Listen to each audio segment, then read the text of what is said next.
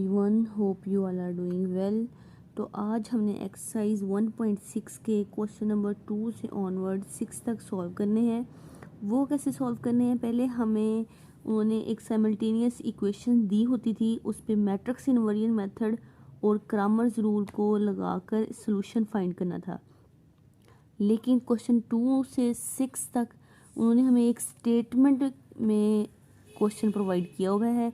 इस स्टेटमेंट को हमने पढ़कर इसमें से पहले इक्वेशंस बनानी है। इक्वेशन को फर्दर हमने मैट्रिक्स इनवर्जन मेथड और क्रामर रूल लगाकर सॉल्व करना है। तो जब क्वेश्चन नंबर 2 को देखते हैं, उसमें क्या कहता है,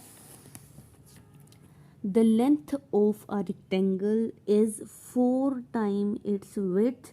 the parameter of rectangle is 150 centimetre. Find the dimensions of the rectangle. अच्छा जी, वो कहते हैं जी लेंथ जो है किसी रेक्टेंगल की, ये हमारे पास एक रेक्टेंगल आ गया, ठीक है। रेक्टेंगल में ऑपोजिट साइड एक दूसरे के बराबर होती हैं। उसने कहा जी रेक्टेंगल की जो लेंथ है वो उसकी विड्थ से 4 टाइम है। तो सबसे पहले हम इसकी विड्थ को सपोज करते हैं। विड्थ ऑफ रेक्टेंगल x, अब इसकी लेंथ उसको कहते हैं y, ठीक है। उसने कहा जी the length of rectangle is 4 time of its width, मतलब कि हमने इसकी विड्थ को 4 टाइम अगर कर देते हैं तो वो इसकी लेंथ की इक्वल आ जाती है। अगर हम इससे इक्वेशन बनाएं, ये माइनस इस तरफ आ जाएगा, इक्वल्स टू 0, इसको इक्वेशन 1 का नाम दे देते हैं, ठीक है। आगे उन्होंने क्या स्टेटमेंट दी है, the parameter of rectangular is 150 centimetre. जो इसका टोटल पैरामीटर है वो है 150 centimetre. It's mean 2x plus 2y equals to 150। ये होगी हमारे पास इक्वेशन नंबर 2, ठीक है। क्वेश्चन में स्टेटमेंट थी the length of rectangle is 4 time it's width. किसी भी रेक्टेंगल की जो लेंथ है वो इसकी विड्थ का 4 टाइम है, उसका 4 गुना ज़्यादा है। The parameter of rectangle is 150 centimetre. So the find the dimensions of the rectangular, इसकी हमने फाइंड करनी थी डायमेंशंस। हमने सपोज किया विड्थ ऑफ रेक्टेंगल x है हमारे पास, लेंथ y है, तो इसको इक्वेशन फॉर्म में जब लिखते हैं वो कहते हैं जी उसकी जो लेंथ है वो 4 टाइम है विड्थ के, 4x इक्वल्स टू y। तो उसको y को जब दूसरी इक्वल की साइड पे इक्वेशन फॉर्म में आ गई, इससे हमने अपनी मैट्रिक्स इनवर्जन मेथड की स्टेटमेंट बना ली है। अब हमने क्या करना है, 2 इक्वेशंस हमारे पास आ गई हैं, इसकी हमने बनानी है मैट्रिक्स फॉर्म। मैट्रिक्स फॉर्म में होगा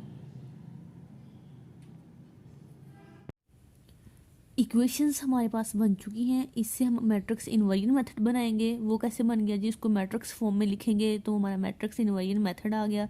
जिस तरह से हम पहले सॉल्यूशन सॉल्व करते जाएंगे उनको सिंपली कर लेंगे। a of x equals to b बन गया, x की वैल्यू होती है a inverse b। a inverse का फॉर्मूला होता है जी a adjoint of a over determinant of a। Determinant find करेंगे, एडजॉइंट फाइंड करेंगे, इसको फिर फॉर्मूला में पुट कर देंगे। जब फॉर्मूला में इसको पुट करेंगे सारा सिंप्लीफाई कर लेना है। x की वैल्यू a इनवर्स b है, सिंप्लीफाई किया, डिवाइड किया, x और y की वैल्यू आ गई। x जो कि विड्थ ऑफ अ रेक्टेंगल है उसकी वैल्यू 15 आती है। लेंथ ऑफ अ रेक्टेंगल की y जो कि y है उसकी 60 वैल्यू आती है। चूँकि हमने स्टेटमेंट में ये बात पढ़ी थी length of a rectangle is 4 time of its width, तो ये बात प्रूव हो चुकी है, सॉल्व हो चुकी है। जो हमारी रिक्वायरमेंट थी वही हमारा प्रूव निकला है कि x 15 है, उसको हम 4 टाइम करते हैं तो वो 60 ही बनता है। इसी तरह से इसको क्रमर रूल्स लगा के भी चेक कर लेंगे। a of x, a of y, x की वैल्यू बनाई, y की वैल्यू पुट की, और सारा हमारे पास x और y 15 और 60 ही आता है। नेक्स्ट क्वेश्चन क्या है, नेक्स्ट क्वेश्चन हम अपना देख लेते हैं।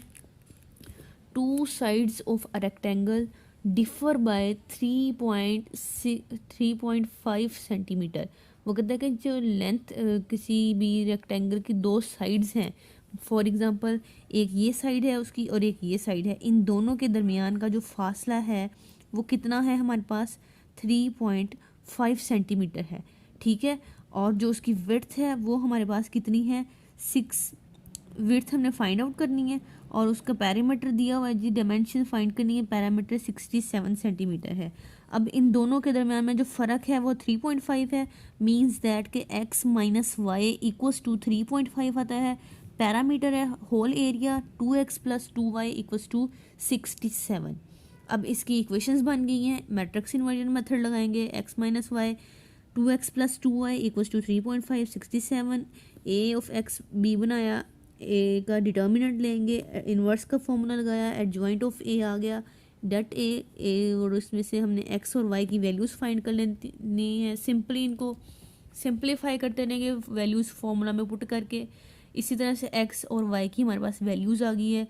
लेंथ ऑफ रेक्टेंगल कितनी है, ये 18.5 और विड्थ ऑफ रेक्टेंगल कितनी आ गई है 15। क्रॉमर्स रूल लगाएंगे, सारी वैल्यूज़ फिर से वेरीफाई कर लेंगे, सेम हमारे पास आंसर आते हैं, मतलब कि हमारा क्वेश्चन का सलूशन एक्यूरेट है। ठीक है, नेक्स्ट क्वेश्चन नंबर 4 क्वेश्चन में वो कहता है जी, the third angle of an isosceles triangle is 16 less than the sum of the two equal angles। First question हमारे माइंड में ये आता है जी, third angle of an isosceles. Isosceles triangle कौन सी होती है, ट्रायंगल तो वो होती है जिसके 3 कॉर्नर्स होते हैं, 3 साइड्स होती हैं। अब आइसोसेलेस ट्रायंगल कौन सी होती है, आइसोसेलेस ट्रायंगल वो ट्रायंगल होती है जिसकी 2 साइड्स आपस में इक्वल होती है। फॉर एग्जांपल ये ऑपोजिट साइड भी हो सकती हैं, ये और ये वाली साइड भी हो सकती है, ये और ये वाली साइड भी हो सकती है। आइसोसेलेस ट्रायंगल वो ट्रायंगल होती है जिसकी आपस में 2 साइड बराबर होती हैं। ठीक है, उस क्वेश्चन की डिमांड है, the third angle of an isosceles triangle is 16 less than the sum of 2 equal angles. क्या है जी, लेस देन ऑफ 16 है, तो मतलब कि 2x माइनस वाई 16 आ जाएगा। और द थर्ड एंगल को फाइंड करना है, तीनों एंगल का जो सम होता है एक ट्रायंगल में वो हमारे पास 180 डिग्री सेंटीग्रेड होता है। अब इसको हम मैट्रिक्स फॉर्म में लिखेंगे, मैट्रिक्स इन्वर्जन मेथड लगाएंगे और अपने इन्वर्स का फॉर्मूला पुट करके x और y की वैल्यू निकाल लेंगे। सिंपल सॉल्यूशन किया इसका, एडजॉइंट आ गया। एडजॉइंट निकालने का तरीका आप लोगों को मैंने पहले भी बता दिया है, लास्ट क्वेश्चन में भी हमने डिस्कस किया हुआ है कि इनका क्या कहते हैं पोजीशन चेंज करनी होती है। ए वाले मैट्रिक्स में डायगोनल की पोजीशन चेंज की है और दूसरी एंट्रीज के साइन चेंज करने होते हैं। इन्वर्स का फॉर्मूला लगाया, एक्स की वैल्यूज़ में सारी वैल्यूज़ पुट कर दी और फर्दर उसको सॉल्व कर लेंगे। एक्स आ गया, वाई आ गया। अब देखें एक्स और वाई की वैल्यू हमारे पास आ गई है ना, इसी तरीके से इसको क्रॉमर रूल्स में भी लगाएंगे। X of y, a of y, a of x निकाला, दोनों की वैल्यूज़ को सॉल्व कर लिया। अब उसने कहा जी value of the third angle क्या निकली है, थर्ड एंगल की वैल्यू मेरे पास निकली है 82 डिग्री सेंटीग्रेड, लेस देन 16 है, 16 को भी ऐड कर देंगे तो 49 एक एक एंगल की वैल्यू आ गई हमारे पास सेपरेटली। दो जो साइड्स आपस में सेम थी ना, फॉर एग्जांपल ये वाला एक्स और ये वाला एक्स, इन दोनों की वैल्यूज हमारे पास आई है जी 49 डिग्री, 49 डिग्री। ठीक है, नेक्स्ट क्वेश्चन देखते हैं। नेक्स्ट क्वेश्चन है हमारा, one acute angle of a triangle is 12 degree more than the twist of the other acute angle. अब एक्यूट एंगल कौन सा होता है, एंगल तो एंगल होता है जो हमारी ज्योमेट्री से फाइंड नहीं कर सकते हैं, किसी भी पोजीशन को चेक करता है, डायरेक्शन बताता है। एक्यूट एंगल कौन सा एंगल होता है, एक्यूट एंगल वो एंगल होता है जो लेस देन 90 डिग्री हो। हमारे पास 90 डिग्री में ये वाले एंगल आ जाते हैं, ये हमारे पास है जी 90 डिग्री का। किसी भी मार्जिन लाइन पे जब हम ड्रॉ करते हैं जो स्ट्रेट एंगल होता है वो 90 डिग्री होता है। अगर वो लेस देन 90 होगा तो वो एक्यूट एंगल हो जाएगा। इसको वो कहते हैं जी one acute angle of a triangle is 12 degree more than the twist the other acute angle, find the acute angles of the triangle. एक किसी भी ट्रायंगल के हमने एक्यूट एंगल फाइंड करने हैं, क्योंकि वो लेस देन है 90 डिग्री के, दोनों को प्लस करेंगे तो हमारे पास 90 डिग्री तक ही ट्रायंगल बनेगी।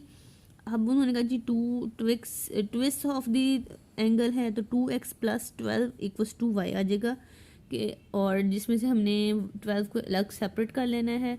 2x minus Y equations form बनानी है जिसमें वेरिएबल्स एक तरफ रहते हैं, कांस्टेंट एक तरफ रहते हैं। मैट्रिक्स इन्वर्जन मेथड बनाया, मैट्रिक्स फॉर्म बना ली, ए एक्स और बी की वैल्यू बना ली, इसमें से डिटर्मिनेंट ऑफ ए लेंगे, एडजॉइंट ऑफ ए लेंगे, इसी तरह से फार्मूला लगाएंगे अपना एक्स और वाई की वैल्यू फाइंड करने के लिए जो रिक्वायर्ड होता है। गिवन फार्मूला क्या जी, x equals to a inverse b होता है, ए इनवर्स की वैल्यू लगाई, a adjoint over a dot b आ गया, एक्स की वैल्यू उसमें पुट की, एडजॉइंट की वैल्यू लगाई, बी की वैल्यू लगाई, ए डट की वैल्यू लगाई, इनको सिंप्लीफाई करेंगे सारा तो हमारे पास जो वैल्यूज़ आ जाती हैं -12, 90, 12 और 180 आता है। इन दोनों को प्लस माइनस करेंगे 78, 192। नेक्स्ट क्वेश्चन ये है जी इसमें कि एक्स और वाई की वैल्यू निकली, इनको माइनस कर लिया, एक्स की वैल्यू आई 26 और वाई की वैल्यू आई 64। मतलब ये बात प्रूफ हो चुकी है कि दोनों एंगल्स जो हमारे हैं वो एक्यूट एंगल ही हैं, लेस देन 90 है। एक एंगल की वैल्यू क्या आती है 26 डिग्री सेंटीग्रेड और दूसरे एंगल की वैल्यू क्या आई है 64 डिग्री सेंटीग्रेड। क्रैमर रूल्स लगाएंगे और इसी तरह से इसको सारा प्रूफ कर लेंगे, ठीक है। बाकी वही सारे previous step he, A of x निकालो, ए ऑफ वाई, एक्स की वैल्यू लगाओ, वाई की वैल्यू लगाओ और इसको सिंप्लीफाई कर लो, ठीक है। नेक्स्ट क्वेश्चन की तरफ मूव करते हैं। नेक्स्ट क्वेश्चन है जी, 2 cars that are 600 kilometre apart are moving towards each other. 2 car हैं जो कि 600 किलोमीटर के फासले पर हैं और वो एक दूसरे की तरफ मूव कर रही हैं। Their speeds are differ by 6 kilometre. उनकी स्पीड को अगर हम डिफर करें तो वो 6 किलोमीटर के फासले पर है। और वो कहते हैं जी, पर are and the car are 123 kilometre aparts after 4 1/2 hours. 4 1/2 hours गुजरने के बाद उनकी जो स्पीड होती है वो 123 किलोमीटर पे आ जाती है। Find the speed of each car. हमने हर एक कार की स्पीड फाइंड करनी है कि वो कितनी स्पीड के साथ एक दूसरे की तरफ मूव कर रही हैं। स्पीड ऑफ अ कार एक एक्स को रख लेंगे, फ़र्ज़ करना है ना, सपोज करते हैं कि एक कार की जो स्पीड है वो एक्स है, दूसरी कार की स्पीड वाई है। डिस्टेंस ऑफ अ कार एक में कितना होगा 9/2। 9/2 के बाद 123 किलोमीटर रह जाता है ना, उसको लिखा। वो 600 किलोमीटर अपार्ट से एक दूसरे की तरफ मूव कर रही थी। जब पर आवर्स लगाएंगे तो 123 भी ऐड हो जाएगा, इन दोनों को माइनस किया 477 आ गया। 9/2 दोनों में से कॉमन लेके दूसरी तरफ आके डिवाइड हो जाएगा तो x प्लस वाई किस के इक्वल आ गया 106 के। एक इक्वेशन हमारे पास ये बन गई। उसने क्वेश्चन में पहले कहा था जी कि their speeds are differ by 6 kilometre. उनकी जो स्पीड है उसको हम 2 किलोमीटर के 6 किलोमीटर से डिफर कर सकते हैं, 6 किलोमीटर के फासले पर है। तो इसकी मैट्रिक्स फॉर्म बनाएं, x plus y, x minus y, 1066। A of x b बना लिया, डिटर्मिनेंट लेंगे ए का, एडजॉइंट लिया ए का, एक्स की वैल्यू फॉर्मूला बनाया, वैल्यूज पुट करते हैं -1 1 -1 -1 106। इनको आपस में मल्टीप्लाई कराएंगे, मल्टीप्लाई हो सकते हैं क्योंकि पहले जो मैट्रिक्स है उसके नंबर ऑफ कॉलम्स देखेंगे, दूसरे के नंबर ऑफ रोज देखेंगे, दोनों सेम हैं, मल्टीप्लाई हो सकते हैं। इनको मल्टीप्लाई किया, एक्स और वाई की वैल्यू निकाल ली, ग्रामर रूल्स लगाया और सारा इसको प्रूफ कर लिया।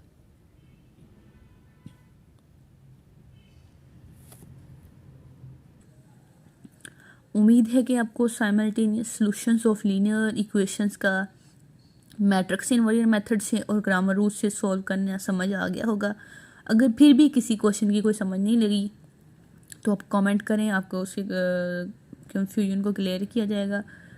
मिलते हैं अगली वीडियो में, तब तक के लिए अल्लाह हाफिज़।